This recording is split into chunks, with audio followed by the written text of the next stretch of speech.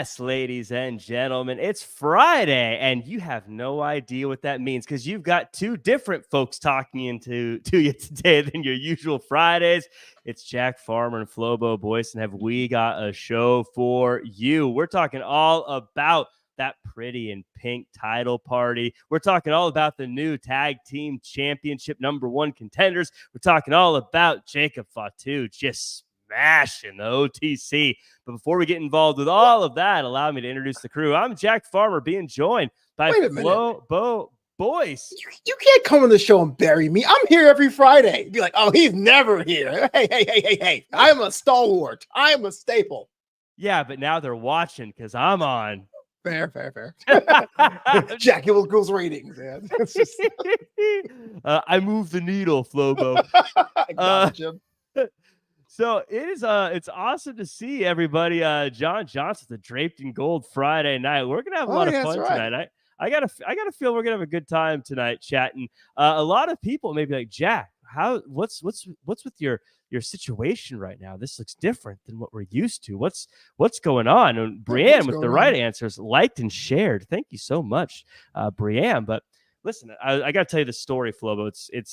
It has a fun twist at the end. I got to go on vacation a little bit this week. I got to take a little break. That's why I haven't been on. And thank you to Emily May for filling in and being on so many episodes. Hopefully we get to see her more. Wait. Where'd you go? There's a whole Bloodline Civil War happening. You just took off? Are you kidding me? Listen, when there's a war happening, that is the best time to take a little break. Let me tell you something. So I took a trip. I went to San Diego. As Ron Burgundy once said, a whale's. I don't really know what we're allowed to say on this show these days. But, I guess I'm not going to try it. And I was like, hey, San Diego, this place is beautiful, Flo. But I love San Diego. I want to live there. I want to move there someday. It might be my favorite city as far as just a place to be all the time. And I was there Monday. Fantastic. Tuesday, fantastic. I go to sleep Tuesday night. Wednesday is my last day. I was going to go to the zoo. Gonna go have a safari. I had it planned before coming home. I got COVID, Flobo. Whoa, that's still around? I got COVID. I mean, I'm living my best 2020 life. Yeah, I thought that was extinct, man. I thought they got caught in a jar like in those Marvel movies. It was still out there. Yeah, it was like, I'll tell you, it was like Jurassic Park. They pulled a mosquito out of the maple syrup. and it gave it to me, and so I had to skip the zoo. I didn't get to see the zoo, didn't get to go to the safari. Wow. They were very understanding though. Got the refund. That was cool. Anyways, I'm back, right? But now I'm quarantined, Flobo. Has it ruined your opinion of San? Will you ever go back to San Diego? I thought you were gonna say, has it ruined your opinion of COVID? Yeah. See, I was on the fence, but now I'm not a fan. Yeah, I'm not sure. So I was miserable for a couple days today. I'm right as rain. I'm feeling great, and I'm glad to be here, but still gotta quarantine. So I'm here in a different room. I have a makeshift studio here, and let me tell you, it is a rat's nest of cables. It is a rat's nest of paper clips and yarn and rubber bands and glue and Post-it notes, all holding it together so that it works right now. So it looks like I'm looking down, but really it's because I'm looking at my notes on my screen. Camera's way up here. I'm way down there. I guess when I got this microphone on, I'm looking like I'm about to do my 15-minute set for Netflix, Flobo. Oh, wow. Boo. I don't know what the whole bit's about, but I'll boo it just because. Can I heckle your live streaming show? It'd be great. Most people do. So anyways, how's your week going? Oh, wow. It was great, man. Went for a walk. I felt so young and alive. My lung capacity is like double than it was before. I just can't lose. No, it's fine. We did Draped in Gold. George Hermosa kind of did it. So the worlds were colliding. So it was like the opposite thing. And I'm trying to get back into the gym and like incorporating the row machine because you did the row machine. You got all svelte. So I think I did the Jack Farmer thing. So I'm getting to that. And that kicked my butt. I do feel sexier though. So did you like the row machine? How did you feel about it though? I am such an advocate for the row machine. Well, we actually have 3 at my gym, but like I don't know if you see the ones that actually have the water in it, so you can feel the resistance. But 2 of them leaked, so now it's like a nightclub line to get on one. But when you do, it is really nice because you feel like your chest gets the workout, the cardio's up. You're not sitting on the treadmill or staying on the treadmill and wasting your time. It's pretty dope. So you use the one without the water? Oh, I use the one that's still working. So we had 3. It's only 1, but now it's always a fight to get the 1 because the other 2 went down. I want to thank everyone for the kind words, asking me to feel better. I appreciate that. Like I said, I'm through the thick of it. I mean, I get a little random sniffle here and there. I'm sure I'll be on the okay, but after this. But since I'm a big fan of rowing, you can actually see here. That's my rower right there. You can see a little part of it. There's my baby, the Concept E. Wow, that's the Olympic version. So I'm a big rowing fan, folks. By the way, everyone, I'm sure this is a welcome to the rowing podcast and the San Diego podcast. I will say, you ask how I feel about San Diego. Let me tell you one more thing, just because. Listen, let me talk to you. We got a wrestling show to talk about, but I'm going to make it all about me as I usually do. You ask if I still like San Diego. Yeah, I had the greatest waffle of my life. Waffle of my life. I had a waffle, and it was one of these. Got the hotel room. Hotel room says it comes with free breakfast, and I'm like, come on, it's continental breakfast. Who cares? Whatever. It's going to be a stale bagel and a prepackaged thing of Fruit Loops. But I get there and they're like, no, you get to order from this menu, and I'm like, oh, okay, cool. I'll get the waffle or whatever, and it comes out. And it's as pedestrian looking as you'd imagine. You'd go, okay, you have the free breakfast, whatever. Yeah. I don't know what they put in that. I'm thinking someone mixed up their sugar with crack cocaine. It was the most delicious waffle I've ever had in my life. It was a 10 out of 10. Went back the next morning, got it again. 7 out of 10. Still good. Not as good. That first one, though, still the best waffle I've ever had. That is the most dad energy thing I've ever heard you say. They make these waffles at this hotel. Oh, my goodness. Out of this world. This close to buying a cardigan while I was in San Diego. A cardigan. Lordy. So we got a lot of people showing up here. Glad everyone's having a good time. Huffman Elite Training says, I love Concept 2 rowers for power training. Get that 100 meters in 17 seconds or so. Huffman, I have not done a 100-meter dash on there in a while. I'm going to have to, I have it listed. Look at that guy. He has like muscles on top of muscles. He does. You know what? I'm going to pull mine up because I put your muscles up? Come on. I pride myself on my rowing. I pride myself on my rowing. I pride myself on my cheat days. But that's Huffman Elite Training. I have twice done a marathon on that rower. Let me tell you, you got to have buns of steel to make yourself go that far. Always gotta put your buns over. Always have to put. Every time I hang out with you, you always find a way to put your buns over. I hate this. Hey, at least we're not talking about the buttless chaps. By the way, have you buttless chaps? That's a deep cut for long-term fans of our shtick. Let's get to some news. We're going to talk about wrestling. I promise you guys. In fact, let's start. I want to give a few of you guys a shout out though already because we are pretty late in the chat here. Tommy O, Alicia A, John Johnson, Brianne Milligan, Danny Cochran, Low Vision Technology, Ricky Sinclair, Jose, Topete. I always feel like I'm saying it wrong. Topete. Thank you so much. Adonde, Amanda, Josie, Lurkin. James Winter, Made by Dawn. Everyone else, appreciate you guys so much coming through. Sherrod Jones coming in. Let's talk some news. And I feel bad because we just had a good laugh and we're having a good time, but there's some sad news. It was addressed on the show tonight. AFA Anoa'i passed away. WWE Hall of Famer, Bloodline Elder, Tag Team, Wild Samoans, 81 years old. It's unfortunate, Flobo. Yeah, it's interesting how you get reminded, how quickly you can like end all your evolutions on this planet, but when you're here to be such an influential member of the wrestling community and go and still have it pay dividends is amazing. You know, the Alpha and this family and Anoa'i family has been totally a part of wrestling, but also part of our culture, and being able to invite us into their culture has been pretty cool. So I'm kind of glad that WWE took time to single out his achievements there, but it's always sad to hear when someone moves on. It's something that, anyone passing is very sad, but I think it's really nice for him and great for him to have seen his family do so well and be at such a high before he passed. And he was able to see that and just see how well they've done, and really something that he set them up for, or was part of setting up that success for his family down the line, is such a cool thing. And of course, Wild Samoans, their time was quite some time ago. But Flobo, not to be dark about this, maybe I don't know where you fit on this, but if I'm honest, when I was younger and they would show these things, wrestler passed away, you'd be like, that was forever ago. No one knows who they are anymore. Yeah. Whatever. But as you get older and I get older, there are people that are closer to your childhood passing away, and it does mean more, and it is nice to see them recognized in this way.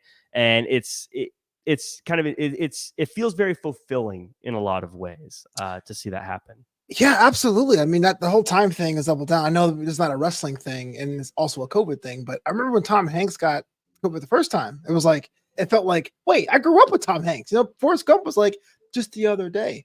And I say that to make fun of things, but yeah, it's one of those situations where if you're not affected directly, at least at the time when I was younger, there was always someone else saying, oh, this person was important because of this. And so that's just a reminder to do the things, like they always say, live life to the fullest, don't wait up. And we always say, well, time, kids, money, or whatever. But at the end of the day, no matter what your obligations are, you have a finite time to see the world, to achieve, to love somebody, to go on that trip. Just do it. Yeah, can't echo that enough. And also call your friends, call your family members, give them a hug, do all that good stuff, because you never know when you won't be able to anymore. We have some good news, it sounds like, on WWE star Raquel Rodriguez. She offered a health update. She said, guys, I'm going to be honest with you. My skin has not looked or felt this great in months, and you know how long it's been. She also shared a video from Natalia, who posted a video of Raquel Rodriguez training in the ring. This sounds like great news. Sounds like things are at least on the mend, getting better, and hopefully we see Raquel soon. Yeah, as somebody that has what they call mild to moderate eczema myself, it is an absolute debilitating thing. It comes out of nowhere. You never know what the trigger is. It's a moving target. The itching is just unbearable, and you always feel like you're never going to get better. So the fact that Raquel Rodriguez is showing her saying, hey, look, I'm finding a way. I'm on the mend to come back to be the Tejana Chingona. I'm glad to hear it. Yeah, so wishing her the best. Hopefully she's back soon. I feel like they have something very special in her as a performer. Obviously, health comes first, but as a fan, that's what we're reviewing this as. You got something special with her. I want to see her back in the ring. I want to see her wrestling again. Maria in the chat says, I love Raquel. Alicia says that's great for her. And Kenneth Clark says, who joins Roman now versus Solo? We will talk about all of that later on. So hopefully we see Raquel Rodriguez back sooner rather than later. Someone who does not seem like they will be back sooner rather than later. Two WWE stars moved to the alumni section. Bobby Lashley and MVP now officially onto the alumni page. On the Laboratory podcast, by the way, Lashley opened up about what he's been doing since the last match and revealed that he actually had to have some surgery following an injury. Said he's already on the mend, though. Said it was going to be 6 months, but it's only taken him 6 weeks, and he's training like crazy, ready to be clear in less than a month. So good news for him coming back from an injury that I didn't know he had. But it is clear now that they are no longer part of the WWE roster. Yeah, it's interesting because I know when you get to be a certain age, they always say at 30 it's kind of like the decline for most athletes. But Bobby is a vampire. He's like well over his 40s, well looking to come back. And hey, look, I hate to say it's just business, right? Because wrestling, we have this emotional thing, and we all know a wrestler we love very much that may have lost their job or moved on. But like any contract, towards being the end, you don't really have to be resigned. So Bobby's out of WWE. It comes down to what his next chapter is going to be. So I'm looking forward to it. He's probably showed he has lots in the tank. I mean, he was that close to being back in the main event picture before his injury, but I'm just curious to see what's next for him. Yeah, I think both of them look like they've got some things lined up post WWE. I know MVP has already approached Bloodsport, or I didn't approach. He walked into the ring at Bloodsport and had a promo. Approach. I'm trying to make it sound all professional. I mean, he got up through there. Like, I want to fight you. You know, I ascertained my opponent. And,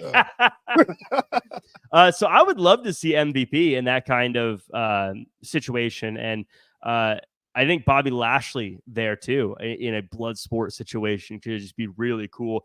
But with MVP, I want to see it because I think I'm a huge MVP fan. I think you are. I know you are as well. And I'm trying to find the right way to phrase this, but because of his WWE career, I think, I hate to say this as like a negative, but it's just, I guess, the words that we're using. He's an entertainer. okay. You know, if that a sports entertainer, where I think a place like Bloodsport would allow him to remind the world of what he can do on the ring. You know what I mean? Like, I think there's like you can kind of, I think he could change his legacy a little bit in a positive way, if that makes sense. Entertainer. I'm the sole proprietor of the Beatdown Clan, an entertainer, MMA judo star, an entertainer. That's fine. I get what you're saying. Now, the MVP character was one of the interesting, most sports entertaining characters the last 20 years. But yeah, you're right. We've seen him outside of that character, and hopefully he does that again. His Japan run was interesting for those who saw. So I do think there's part of it to him. But now you have the next generation of new WWE fans. Now you can bring them with you. I hate to compare it to MVP, but I remember Dolly Parton. Remember Dolly Parton?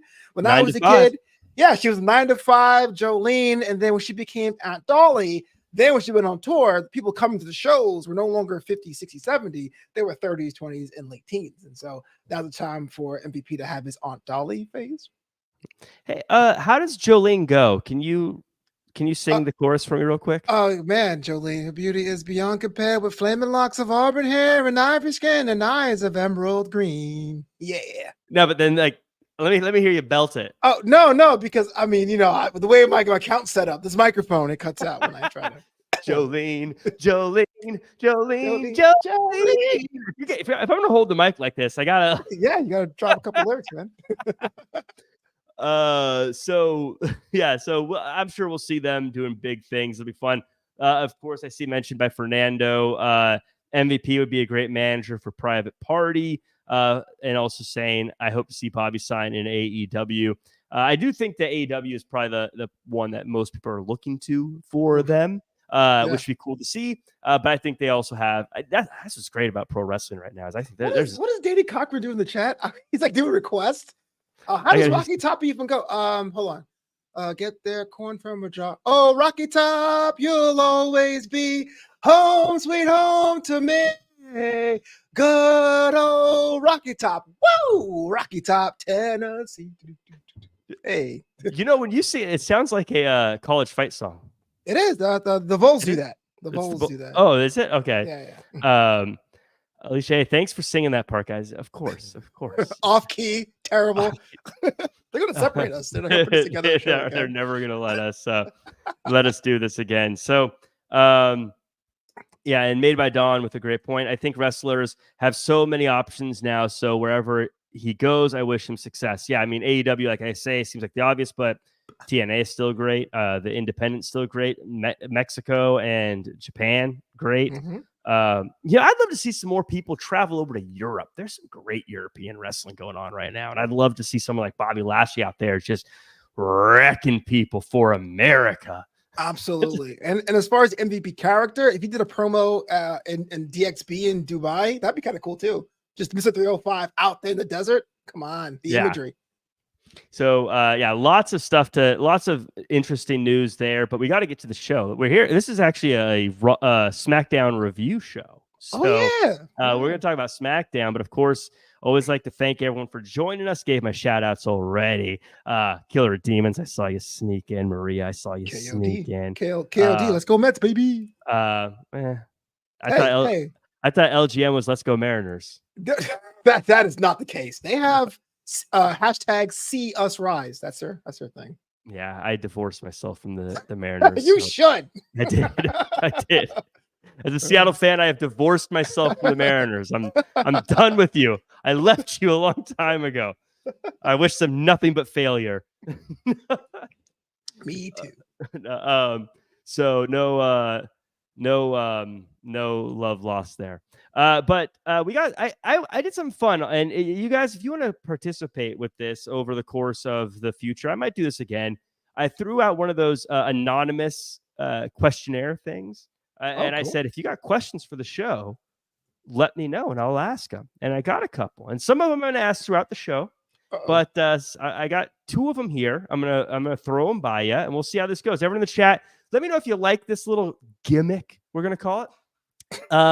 And maybe I'll do it again if Wrestling Inc. doesn't. I wish Wrestling did that. Michael Cole here. If you like that gimmick, make sure you hit us up. Please let us know what you think. That'll go over well. But for some reason, they're still like, text WWE. Right. Use tout and tell us what you think. So first one. This was an interesting one. Yo, this is a question for tonight. Did you know that when NXT gets to CW, you and Flobo will have to wait till 8 p.m. your time to watch it? Not like Fox. You have to watch at your time. Yeah. So that may put everything at Wrestling Inc. and drapedingold.com into a tailspin, but we're trying to work on things. We're trying to come up with some methods. Worst case scenario would be a delay, or the worst case scenario, we cancel everything. But we're definitely going to try to find a way to get NXT reviewed because apparently the fans love it here at Wrestling Inc. and Draped in Gold. Yeah, we are working on it. I think we'll be fine, but we are working on some workarounds to that, so we'll be okay. We'll figure out a way to do it. We always do. The great folks over at Wrestling Inc. In Wrestling Inc. headquarters atop Wrestling Inc. Mountain, overlooking Wrestling Inc. Valley. I work remote. Where is this place? It's over in Wrestling Inc. City. Oh, apparently I just missed on the map. Okay, do they have a baseball team? Yeah, they do have a baseball team, the Wrestling Incs. I just see that coming. I'll walk right into that. Not a very creative group. Right. So yeah, we'll figure it out though. But we also, yes, and Maria says new things are always fun. They certainly are. I'm excited for CW. We'll see how it goes. Next question. Which women's faction holds tag gold next? So I'm going to open this. I'm going to open this up for you and say it can be any brand. Yeah. Who's the next to get tag gold? Which faction? Now it says which faction. So that's the way, 3, right? Yeah. So the way I look at it, at least the way if Casey Catanzaro and Katana Chance win, that does not count. If they're the next champions, they are not the next faction. So who's the next? Does Bianca and Naomi and Jade count or no? I feel that's the only X factor there. Because they're a tag team, but then Naomi hangs out with them. No, because they don't. Do they have an official name? I feel like we all call them like the big 3 and stuff, but I don't. That's not what WWE calls them, right? They don't have an official name. I don't think so. Then no, they are not a faction. So you need an official name. Yes, I'm going to say that just for the funsies of this, because otherwise it's probably Bianca and Jade. Yeah, exactly. It's going to be Pure Fusion Collective because they need it. They need to show the world they are to be feared because they all include parts that have had terrible win-loss records, but they look like the meanest people in the room. So how else do you do that? By beating up people over some gold. Let me know in the chat who you think is going to be the next faction. Also, this will be the question maybe for YouTube. Leave it in the comments. Leave it in the chat here. Is Bianca, Naomi, and Jade a faction? Is that technically a faction? They're not just a group of friends. Are they a faction? There's a difference. You have to say, we're the club. We're a faction. At Wrestling Inc., we're friends. We're not a faction. We're not friends. Well, I said some of us are friends. Oh, fair enough. Yeah, some of us are. I mean, Emily Mae's great. Jack? I'm just waiting to throw you through the barbershop window. I should probably volunteer to get over with. It's coming. A lot of people, Ricky says damage control. Alicia says damage control. Maria says what's the group? Pure Fusion Collective? Pure Fusion Collective. Total Fusion? They've been like spliced together. It's Pure Fusion Collective. It rolls right off the tongue. Does to me, yeah. Danny Cochran says pure fusion. Oh, that sounds like an energy drink. Maria one. says that group is a duo, by the way. Damage Control, and yes, they are a faction. So we're split there. Let's move on to probably the most important part of the night, Flobo. This was something that was pretty interesting. We're gonna have a lot of fun chatting about this. Let's do it. Mrs. Money in the Bank, Tiffany Stratton, puts on her party planning shoes. They're pink. And throws a party for the Queen of the Ring and Women's Champion, Nia Jax. Party planner Tiff did not understand Nia Jax's style because she's about that destruction. She wants Tiffy to bow, but Tiffy will first introduce a musical number from Pretty Deadly. Michin comes in and attacks Pretty Deadly with a kendo stick. Later, while Chelsea Green is giving Michin her props, Nia flattens Michin from out of nowhere. So this was 2 segments that I put together because they just come together here. You work in the entertainment industry. How would you rate Tiffany Stratton's party planning abilities? I mean, it's better than 0 because if it was left to my devices, there would be no party. But it kind of reminds me when Mercedes Moné won their 2nd championship. They put a couple balloons in the ring. Like, here you go. Like, the Tiffany's go to a store and was like, oh, have an assistant go to the store and say, I want some unicorn balloons. And that was it. Like, this is the Queen of the Ring. Nia Jax had people taking her on a throne. She deserves gold and things with spikes on it. Not unicorns, man.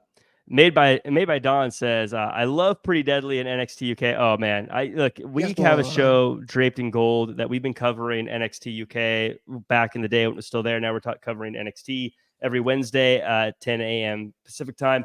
And Flobo, I was saying back then, these guys are world champions. They're fantastic. I've been a huge fan of them. In fact, my biggest note on this whole thing was, boo, Michin, boo. Wait, why are you cutting off my guys? They were off key, off beat. They were terrible. Yes, boys. The song needed to be workshopped. Let's be real. You just don't understand the accent they have. It's culture, Flobo.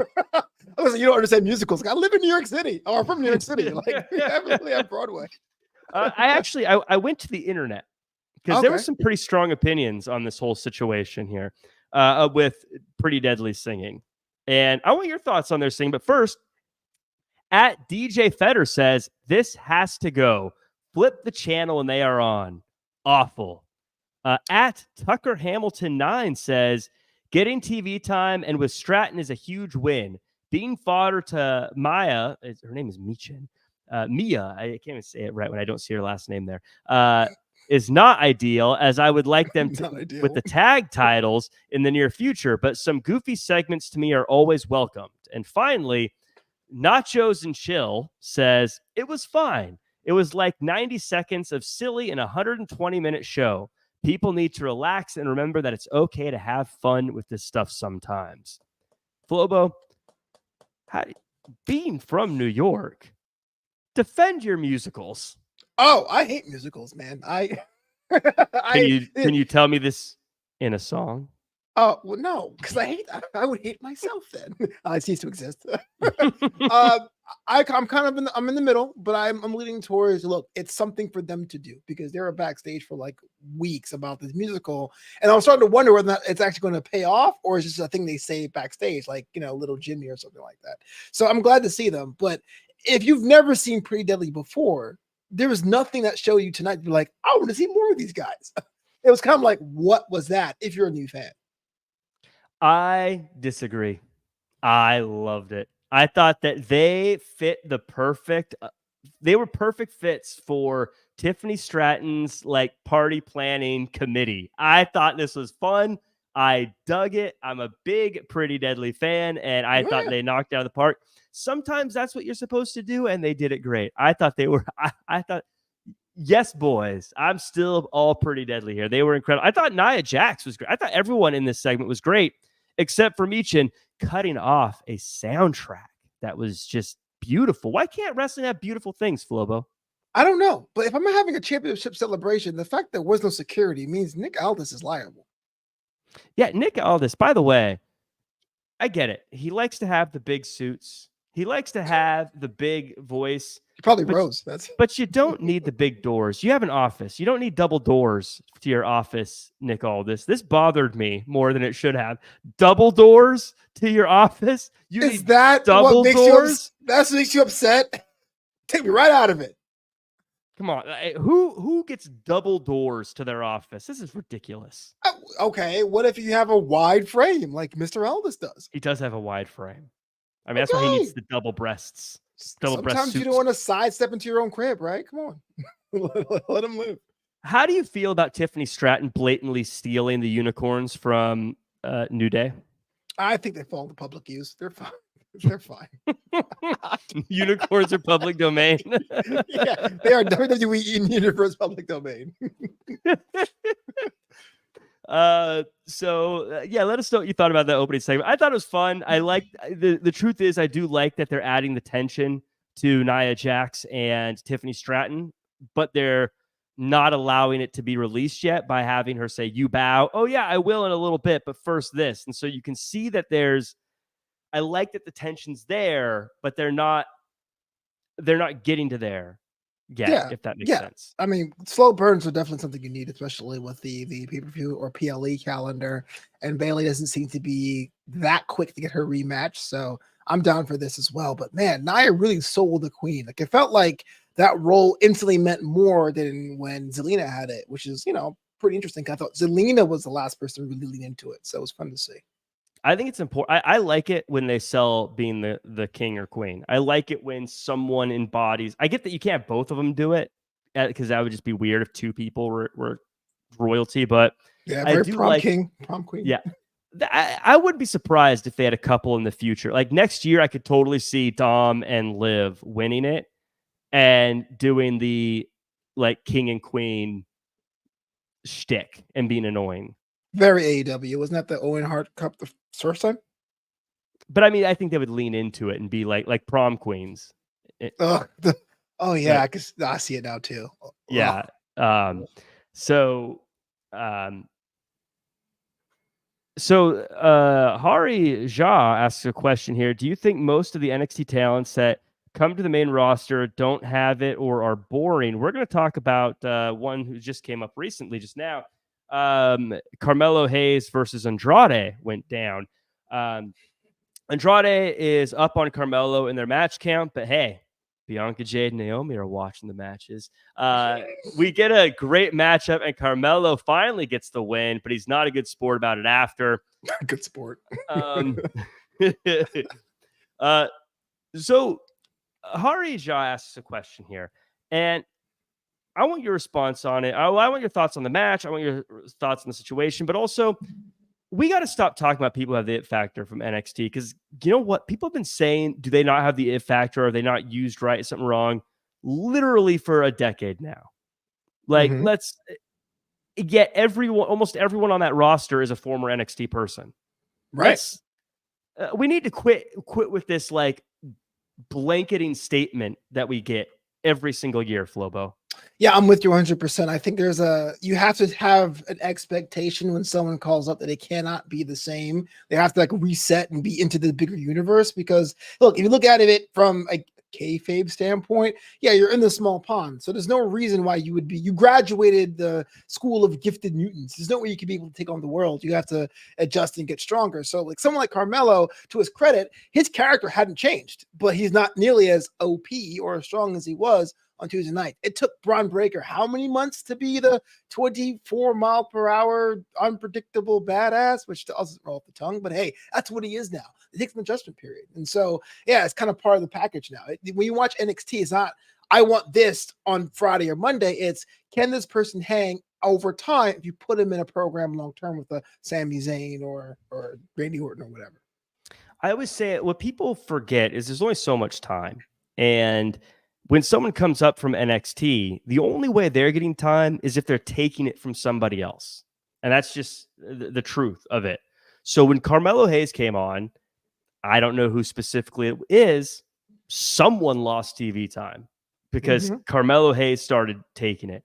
Now, you can't just have someone come on and suddenly be in this world championship position. Now, you say Braun Breaker. Yes, Braun Breaker is the outlier. there. But if everyone who came up from NXT was doing this, you would absolutely wipe out your main roster every time there was a new graduating class of NXT. You can't do that all the time. You need to have them slowly find their way into the group and find their way where they fit in the card. And so you just got to have patience with people. And by the way, if you're on TV, you're doing great. That's the thing people always forget about pro wrestling. If you're on TV, Akira Tozawa is killing it right now. What? He's on TV.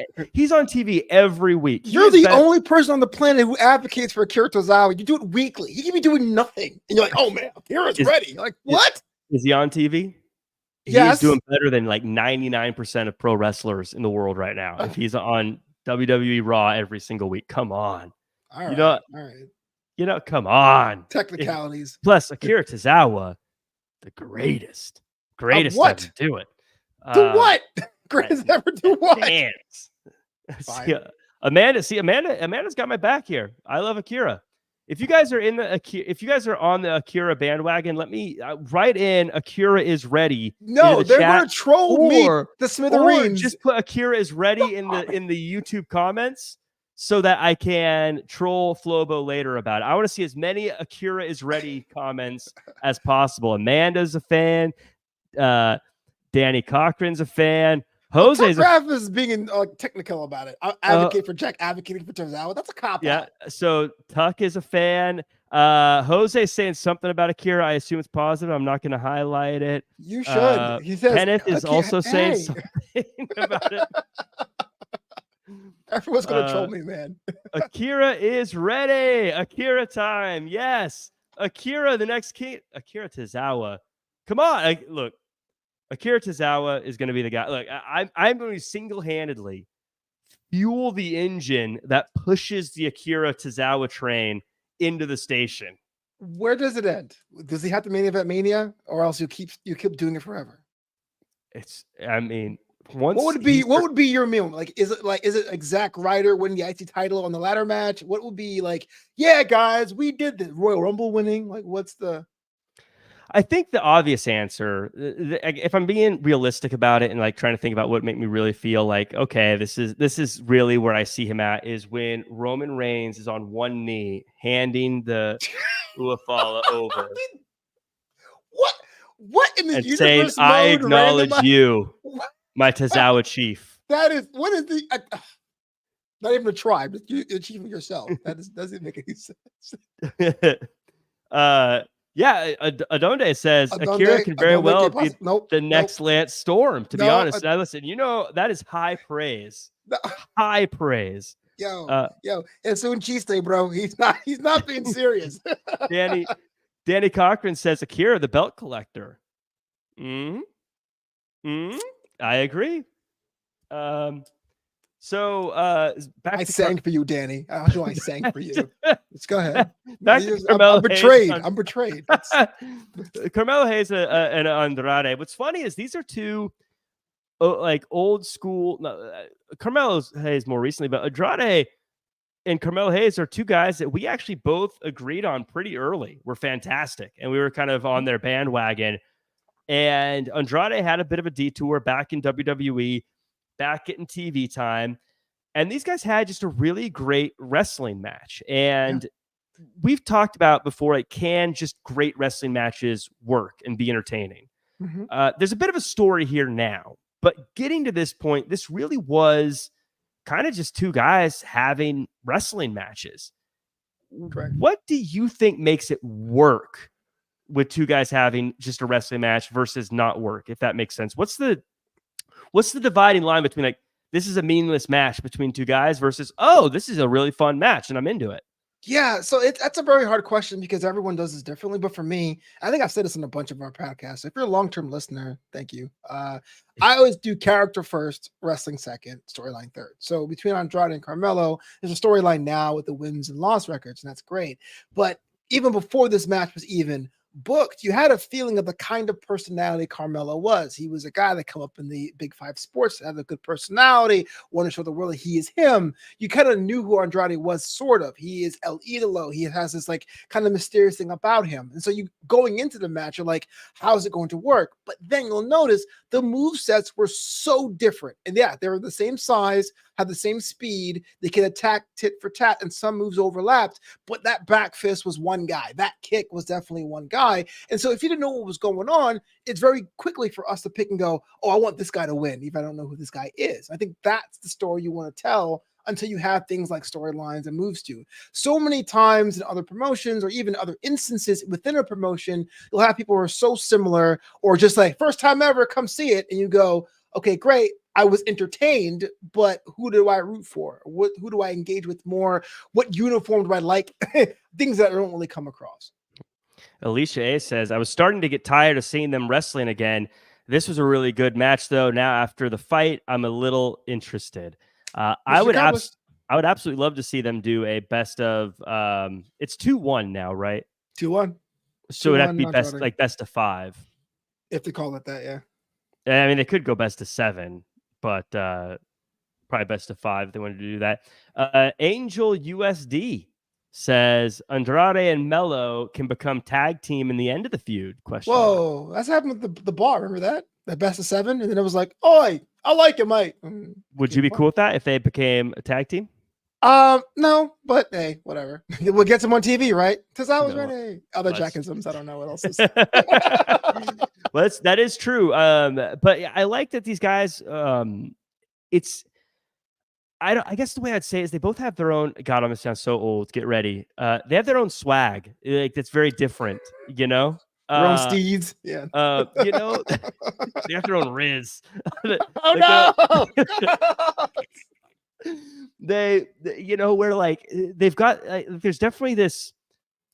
Like I said, like they've definitely got their own like confidence, their own style to them. That makes it like neither guy is going to be okay with losing, and not just because they're competitive, but because their ego and their talent and their styles are so different. They just blend together so well, and I think it's just good to have them in the ring together. I think they're both going to become better for it. I don't know where this goes with the winner. I'm guessing the winner will get like a U.S. title shot or something. But as far as the commentary earlier. Andrade, I think, is doing great things. As far as the NXT guys, are they ready or whatever? Carmelo Hayes is an absolute star, superstar. And I had this conversation about a wrestler in AEW on the AEW After Show recently, and they're saying, I was saying buy stock now, and they're like, oh, well, he's not ready yet, not yet, maybe in the future. I'm like, you got to buy stock now. If you wait till he's already there and say he's the guy, and you didn't do anything except for watch the show, I'm telling you. Carmelo Hayes is going to be a massive star. I mean, you know that. I've been telling you this for years at this point. Fernando says Carmelo is him. Amanda says exactly. Tutgraph says a Tozawa level star. Well, but Carmelo Hayes, he's going to be fantastic. And I know people get so hung up because he's not fighting for the world title today, but he's going to win a few feuds, some rivalries. He's going to lose a couple. He's going to, it's like steps. You go up, down, up, down, up, down. And if you're on the audio only version, you have no idea what I just did. And guess what? It's going to be a mystery. I'm watching you. I don't know what you're doing. I'm looking at you right in the eye. That's your trajectory. You go up a little bit, and then you go down a little bit, and you go up a little bit, and you go down a little bit. It's the worst stairs I've ever seen. The worst stairs I've ever seen. Stairs don't work like that. They go up, flat, up, down, up, down. What are you doing? They're very rudimentary stairs. When they were first cavemen were first figuring them out, they weren't exactly sure how it worked. They got better over time, but this is up downstairs. Okay, you'll never get where you're going if you're like down. These stairs are like, listen, we're on to something here. I'm sure how it's working. Oh my God. Speaking of NXT guys, though, a lot of NXT talk tonight. Giovanni Vinci has his video package promo, and I'm sure you guys have talked about this a little bit before, but it's interesting. He's kind of going back to that NXT character he had for a while ago, and it just feels like a bigger budget version of what he was before. Absolutely. I think for me, the funny thing about being in NXT, because it was Orlando, perhaps ironically, it was him being like, I am fancy, but it was like him driving in the back road of Orlando or him eating like a pasta at a local Italian place. I'm not sure if he's doing the picture thing, but I think this suits him. You know what I mean? Like the casino ad where it's him in a luxury car and a lady next to him is very old school, very pre-Triple H, and I'll leave it at that. But I do think there's some room for throwback characters, quote unquote, for those of us who are watching wrestling now who are a little bit older who remember what a character from the 80s or 90s looked like. So hopefully he can back it up as a solo star because he never got a full chance to do it. But I am on board with Giovanni Vinci. Yeah, I've always been a fan of his. And by the way, Ricky Sinclair, a graph chart. That's the word I'm looking. That's not a step. That's theirs. A step. They could be steps, dangerous steps. Careful. But yeah, I think he looks the part and he acts the part. I think he fills it very well, and I think it's one of those characters too that you see, and I always say it's important you get right away. If he comes out, if you're like, hey, I haven't watched wrestling in a while, but the Royal Rumble's on, that was always my favorite, I'm gonna check it out. His music hits, he walks out, you go, I get it. I get who he is. And I'm either on board or I can't wait to get him thrown out. Right. Wrestling's a visual art form. So, Amanda says, I love it. I was worried for him initially, but yes, let's go. Tuck says, a character from the 80s looked like Ric Flair. To be fair, a character from the 70s, 80s, 90s, 2000s. Evolution, yeah. Is a mystery. So, by the way, if you can say the word evolution is a mystery without saying that is a mystery part, you're not a real wrestling fan. That's a fact. Absolutely. That's a fact. So Blair Davenport takes on Naomi and she gets the win. Flobo, was this an upset? On paper, it shouldn't be. Right, because you told me that Blair Davenport is going to be the X factor of the unholy union. But let's be real. Naomi is somebody who never won the big one. She was in her hometown and got beat again, clean. So it wasn't upset if it were to happen on the Vegas odds, but seeing it the way they did, how can you believe Naomi can hang with Bianca and Jade? I have the question to ask you that. Do you even believe Naomi now if they came out as a trio, as a faction? If you go, oh, it's that meme with the two like mean dragons and the one goofy one, and I think Naomi may be the goofy one. In character, the person playing Naomi is probably great. I got one. It's funny just because I see the visual, like I see the meme with them on it, and it cracks me up. Yeah, you're right. I don't. It's tough because when you have a group, you need someone who's going to take the L's. And there's always somebody. There's always a JD McDonough. There's always somebody in the group that is there to eat losses, and I think that's her position. I'd love to see her maybe get upset about that. I'd love to see her maybe add that bit of edge to her, and instead of being like feel the glow, instead of feeling the glow, maybe be like, no, I need to start beating some people up. I agree with you completely. Look, this is not again because I always feel like who people watch the show get me like all upset. Oh, you hate wrestling? No, I am talking about Trinity Fatu. I'm talking about the character of Naomi is someone we've seen in my lifetime lose to Charlotte Flair, lose to Becky Lynch, got her husband cheated on with Mandy Rose, and Mandy won that feud. Goes away, comes back, loses some more, was Bayley's kind of meat shield, and now is taking L's in this group. I wonder if you're the biggest Naomi fan, if you love the glow, do you feel right when she comes out? Or you go, well, how is she going to be defeated this week? And I wonder if that's the big case. But that said, for Blair Davenport, take the wins as you get them because she hadn't been on TV in a match for weeks. So props to her. I don't believe that Mandy Rose was successful in getting the cheating to happen. I believe she failed. No, but she won the match. She won the eventual match. She did win the match. It's so, but yeah, you're right. I don't see her. She loses to. She's getting Dolph Ziggler syndrome, I think, as our old pal Evan Mack used to call it, or something along those lines. Curse the workhorse. When you're good enough and you can hang with everybody, you lose to everybody. Yeah, it's so she needs to start getting some very important wins, but I am glad Blair Davenport got the win. I've always been a fan of hers. I always said it's her birthright to be a winner. Back in our draped in gold days. Oh yeah. It's so funny because when she first signed with NXT UK, they changed her name to Blair Davenport, and that one was a really hard one for me to get used to saying Blair Davenport. We talked about the Gunther being new, or it's a WWE show, so we'll say Daniel Bryan's new name. Those are always tricky. It's so funny. It was tricky for me with Blair Davenport, but then just today I was like, wait a minute, what was her old name again? I'm so used to saying Blair Davenport. I forgot what her old name was. I had to go look it up again. I was like, oh, that's right. Oh yeah. I was like CB Turner for a long time too. Like, yeah. What was her name before? Oh yeah. But good to see. What do you think Blair Davenport's potential is? Just off the top. Where do you think?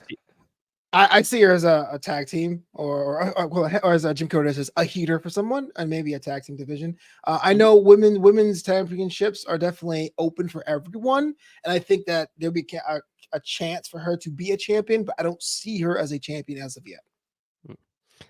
Kenneth Clark says, let's talk about Kevin Owens. We will right now. Next. Thank you so much for the transition. That was the best part of the show. Grayson Waller versus Kevin Owens goes down. There's a fun run in the back of the arena, and then they go and have a match. Kevin Owens gets the win, then says, hey, if you want the old KO, you got him. And he tries to murder Grayson Waller. Theory helps Waller gang up on Kevin Owens, but Cody Rhodes chases the former tag champs off. A lot of interesting stuff went down here, Flobo. First off, what I loved, that camera angle at the end, making it look like Kevin Owens was going to attack Cody Rhodes, but then he doesn't. What great storytelling with production. I gotta give you that. That's awesome. Because let's be real. Last week on this show, we were saying, oh man, I understand that Cody needs to have a championship match, but I don't quite understand whether or not people want to see Kevin Owens versus Cody Rhodes, but now I do. And I love the fact that Kevin was reluctant about it, but now he's a contender, and now he's slipping into that role. But hey, sometimes the emotions get the best of you, man. Grayson Waller was talking smack. He got his comeuppance, and he's ready for a fight because he used to be a prize fighter. It all makes sense across the board. Cody seemed a little rattled after that when he handed him the championship belt. You think something's going through his mind? From a story perspective, what do you think we're supposed to be thinking Cody was thinking? I thought that Cody was like, oh man, I'm giving you an opportunity, so we'll just do the handshake and have a gentleman's fight. But if someone's your opponent, you got to put your head in the swivel. There's no room for gentlemen's agreements in wrestling arts and sciences. I'm glad you didn't call me out for saying, what do you think we're thinking? As I said, thinking a lot there. Do you remember when they had the anonymous GM? Yeah. What was the sound effect? How did that go before it came on, before he had an announcement? It was it was the old Apple sound, the cling, cling. Well, then, cling, cling. Anonymous question came in for this part. I hate this. Anonymous question. Okay, what's the honest question? Cling, cling. Do you think Orton gets involved in the Owens-Rhodes match, setting up that feud? Only reason to have Owens in that match. No. I like Randy Orton, and I like what he's doing on Raw, but he needs a clean run because we don't know how long we're going to have it, Randall. So I think he should have a brand new string of opponents, get himself away from the title picture. If he had to go back in there to be built up, cool. But he is that good that you could put him at the 805 or 830 feud and have him on his own thing and still make money elsewhere in the upper card. Thanks for joining us, by the way, Maiden Dawn. Appreciate you. But yeah, shout out to Belize, y'all. Hey. And Belize got me. I feel like that's one of those places that's beautiful every time of year. Oh yeah. But yeah, I think so. This is my issue with the statement right off the bat is the point where they say only reason to have Owens in that match. I hate when people say the only reason for anything in pro wrestling, or whenever someone tries to limit things by saying this is the only way they can do this or the only thing that makes sense. It's storytelling. Mm-hmm. There's a million reasons. We may not. There are options we don't even realize are there. That could be why this match is happening. Absolutely.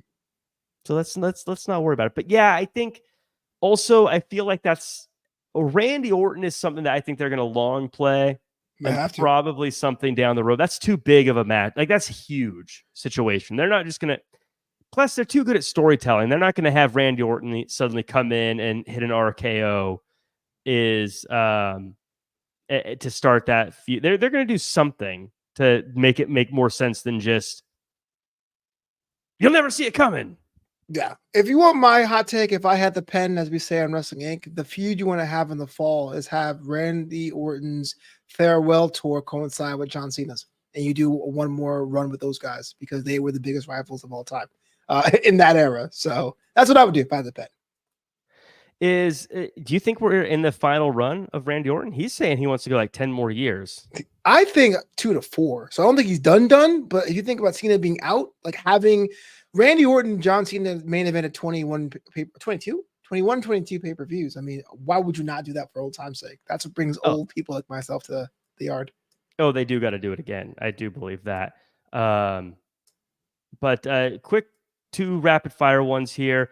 Fernando says KO is totally going to turn heel on Cody. Do you agree?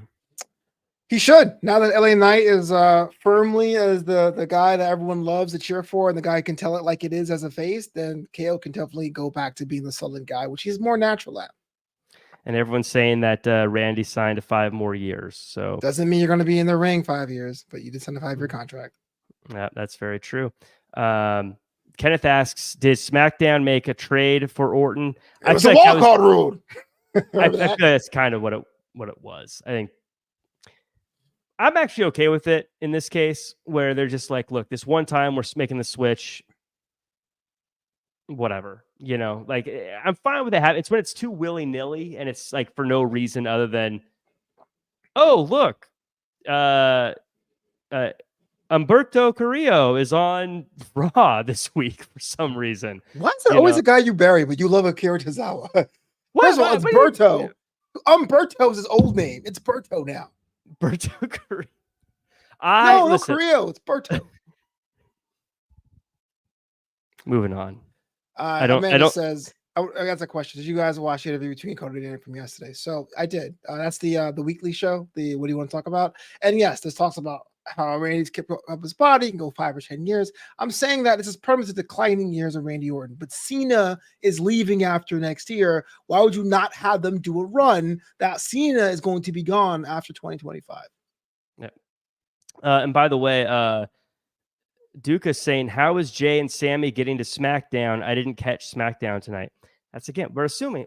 We can't assume things. They're not there. We don't know. No one has ever promised that Jay and Sammy are going to be on SmackDown. Why is Sammy still in? Sammy is not going to be involved anymore. It's dumb. So he might be involved. So I'm not ruling that out. Yeah, that's a Flobo Boyce. I'm ruling it out because I don't want to see Sam anymore because I hate ska. But yeah, it's most likely it will happen. Don't make me list all the amazing black and white checkered pants ska heroes. there are none. Okay. Don't make people skank dance all over this town to prove you wrong. But look, I don't like when people just assume things. That's how you get angry and depressed. Like, they're gonna when it's gonna happen. It may not happen. I might not even be part of the story. But Calvin Houston says, do you think they're taking too much time with the A-Town Down Under split, Flobo? Man asked that question like 3 times, but you know what? It's an important question. The answer is no, because even though I don't like them together, and I never liked them together because I always felt they were 2 halves of the same guy, Grayson's already getting bigger too, so the body conversation might sway his way as well. We look at the tag team division on SmackDown, you still need someone to be on the bottom of that thing. If it has to be either A-Town Down Under, or would you want to sacrifice a babyface team like DIY? So I do think they will break up. I do think that it's going to be beneficial for both men, but it's not going to happen next week or even this month. I'm thinking the fall, maybe like November, right before the winter time comes around.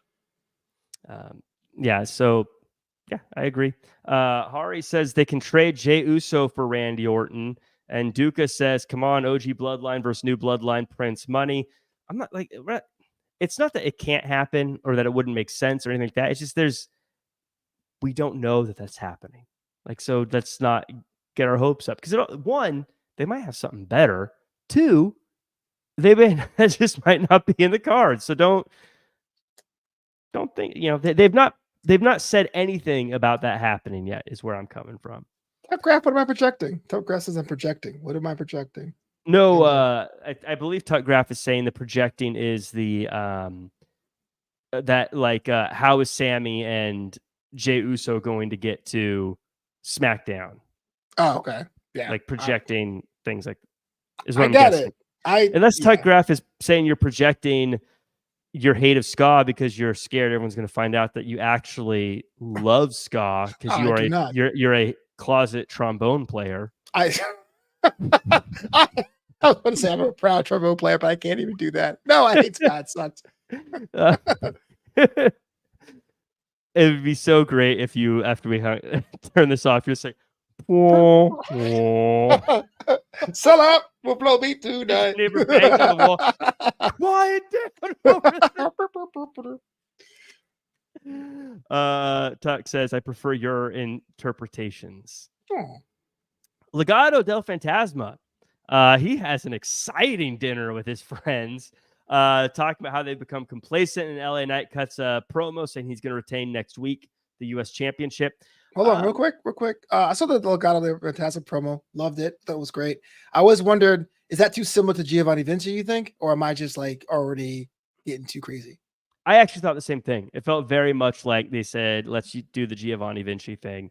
I mean, they had a little bit of that in NXT themselves for Legado del Fantasma, that vibe, but it did feel a little bit D'Angelo family. My question to you about this is the whole "we've become complacent" promo. We've heard it before. Yeah. Kind of a kiss of death, isn't it? Yes. I think historically that usually comes before the fall, right? It comes before a breakup or something like that. But there's too much riding on Legado del Fantasma and Santos Escobar. You gave him the personnel swap. You brought up La Madrina. I think the fans aren't really connecting with them, much like they didn't connect with Dragon Lee. So I do think there's going to be one more push. And you could argue this is kind of like the SmackDown equivalent of Karrion Kross, how it's not connecting, but we're going to try one more thing to have it work. But it's kind of a gut check time for Santos and company. So, because that's my thought. I was seeing the same thing. Usually there's a bit of a push right after this because you got to like make that promo mean something, like, oh, we're taking them serious now.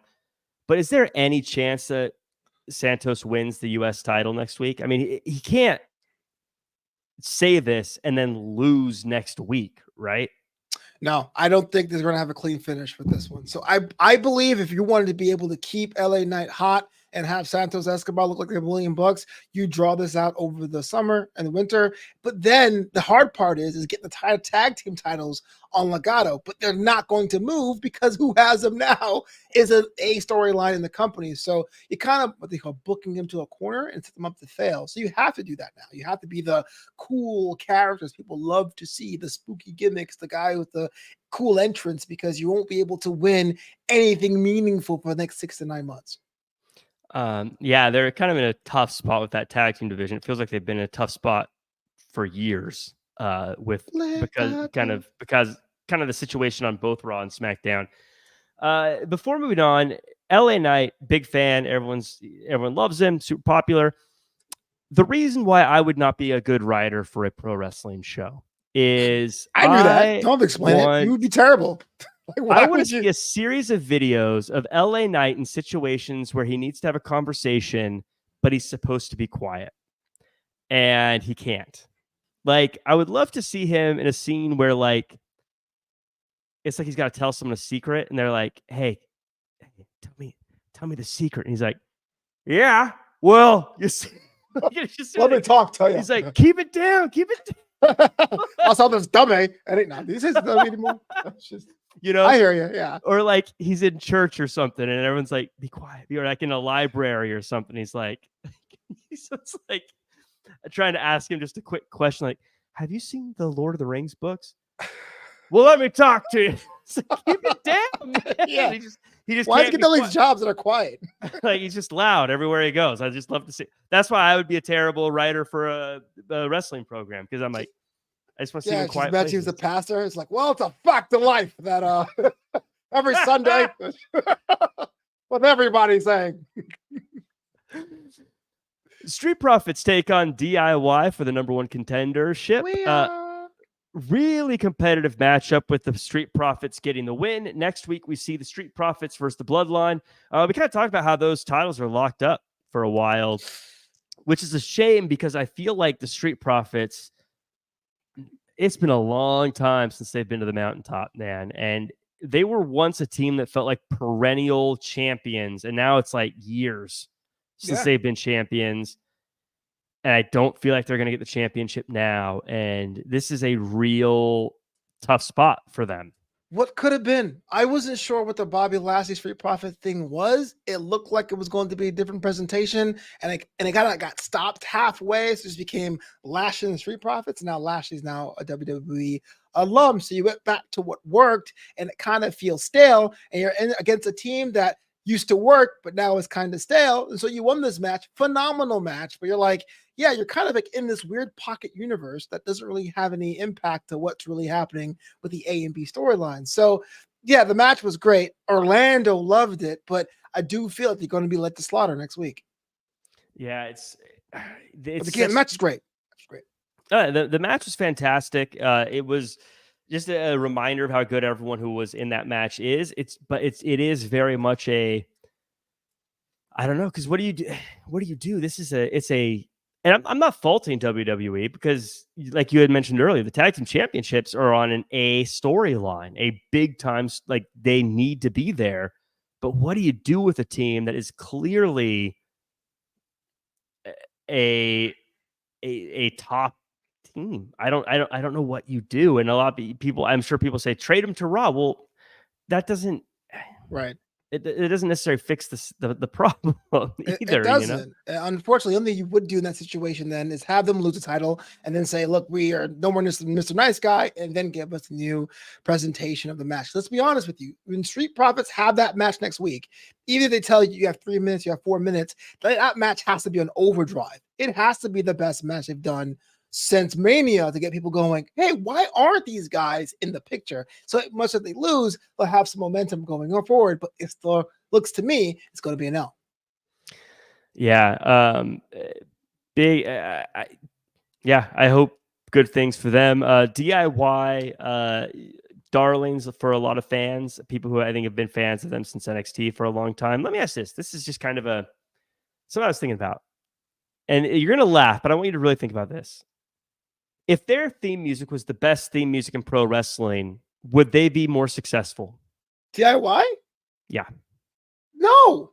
If they had a banger entrance theme, like if they had whatever the most popular theme is, if they had, if one of them happened to be named Joe Hendry and their theme song was the Joe Hendry theme song, you know what I mean? Like, right. Or if it was just cool or whatever, if their theme, because I don't know about you, I'm not a fan of their theme song. I think Johnny Gargano's had the worst run of theme songs on the planet.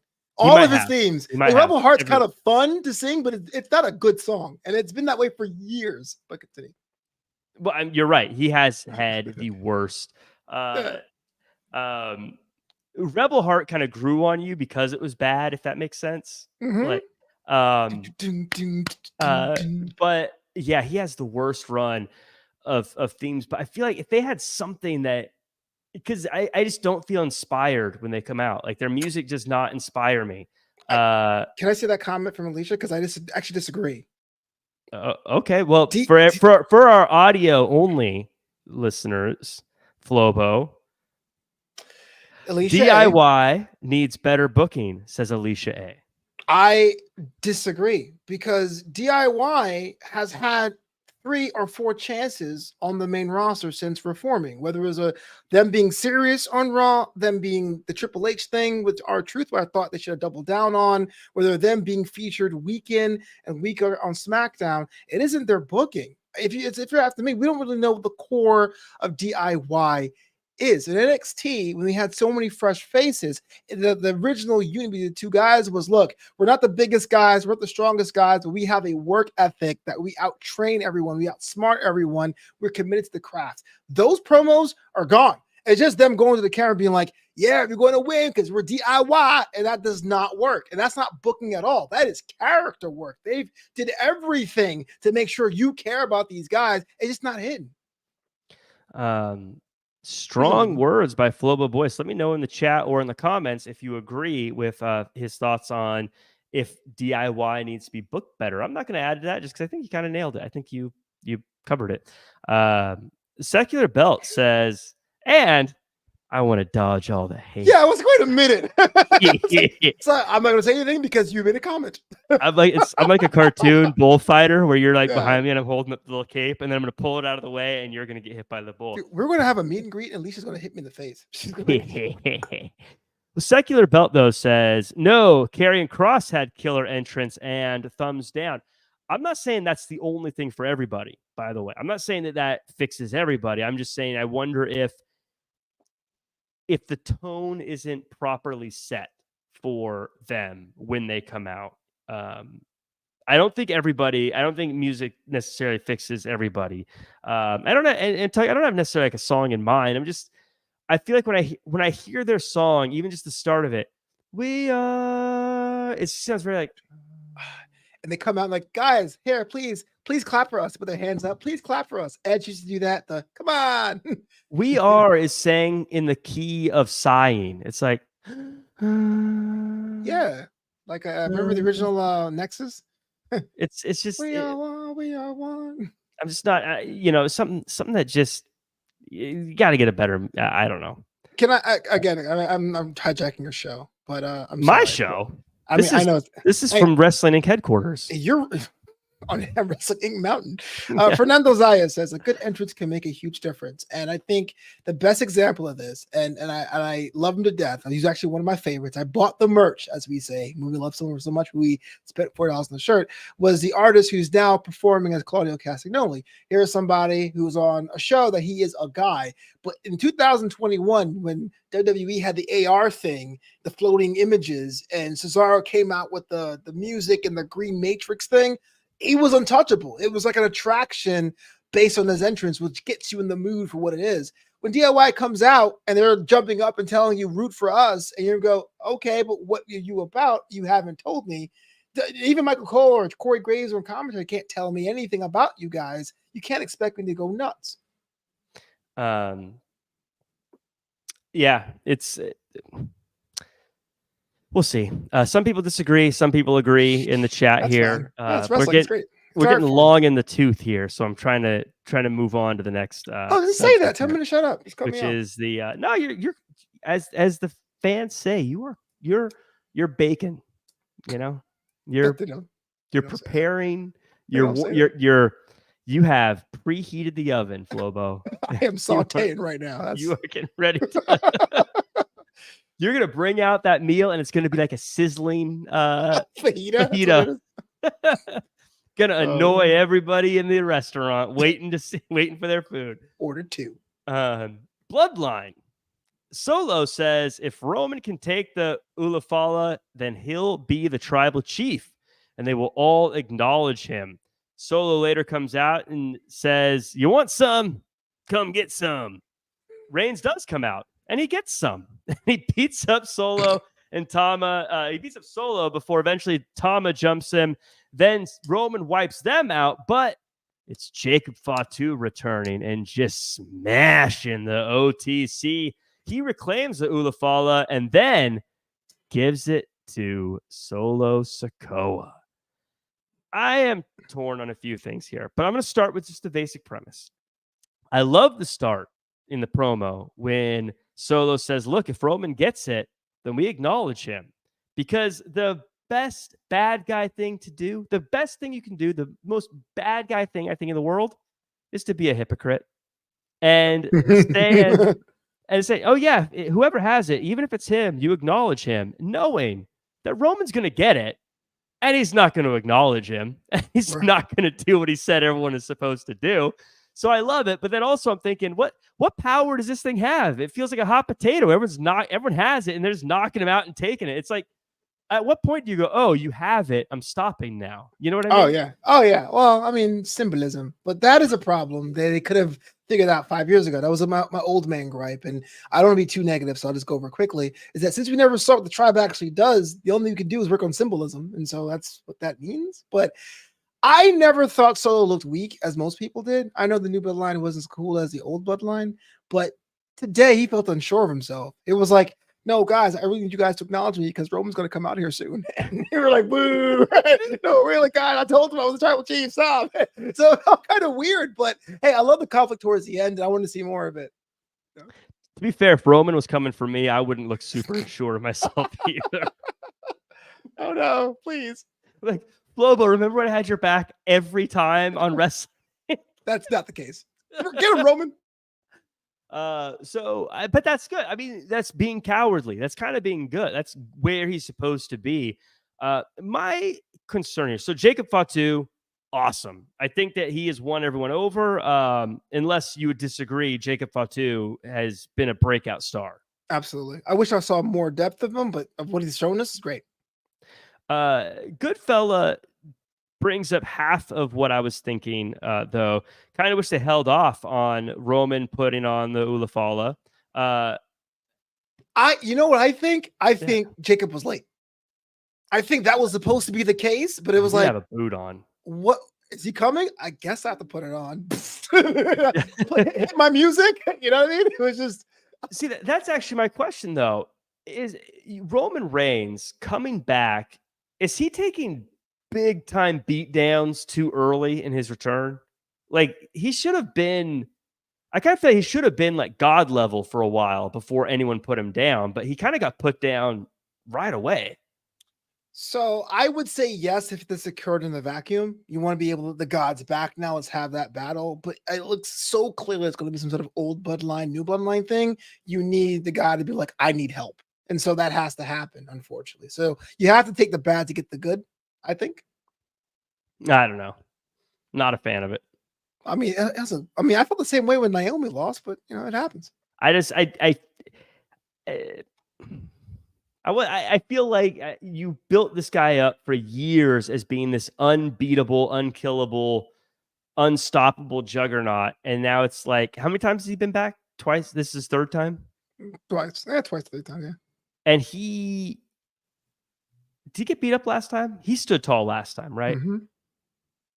And so, but this time he gets put to the table. So third time in, he gets put through an announce table. I don't know.